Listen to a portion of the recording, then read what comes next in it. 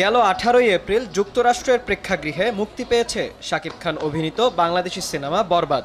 মুক্তির প্রথম সপ্তাহেই স্থানীয় বাঙালি অধ্যুষিত এলাকাগুলোতে ব্যাপক সাড়া ফেলেছে মেহেদী হাসান হৃদয় পরিচালিত এই বরবাদ সিনেমা। এবার দ্বিতীয় সপ্তাহে নতুন করে ওয়াশিংটন ডিসি ও লস অ্যাঞ্জেলস সহ আরও বেশ কিছু স্টেটে দেখানো হচ্ছে সিনেমাটি।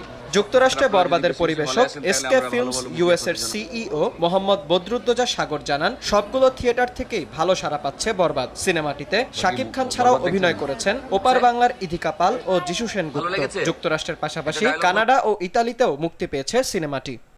এক্সিলেন্ট, আমি প্রতিটা মুভি দেখি না, তো মানে এই মুভিটা মানে এর কোনো ভাষা নাই। First of all, it's really entertaining. I would like to share three things. First of all, acting. We are in that level now. At this point, I could say, like Sakib, he's raw. He is raw. Undoubtedly, he's raw. He's an international level actor, I'd say, and all the other actor and actress, they did pretty well. Story was good, but I'd say like directorship, it was little here and there, but overall, good. Well, there was a couple of really good dialogues, but right now I can't say like one dialogue for you. But overall good. I can't say like anything like particularly right now because I cannot like remember anything right now. It's good. Honestly, বললে আমি last 15-16 বছর আমি Bangla movie খুবই কম দেখছি। মানে এট এ time বসে একটা movie পুরো কমপ্লিট করতে পারি না। বাট এই মুভিটা আমি ইমরানের গান আসছে প্লাস আমার ফ্যামিলি দেখবে, এই কারণে আমার এখানে আসা। But it's good. শাকিব খানের অভিনয় আগের তুলনায় অনেক বেটার।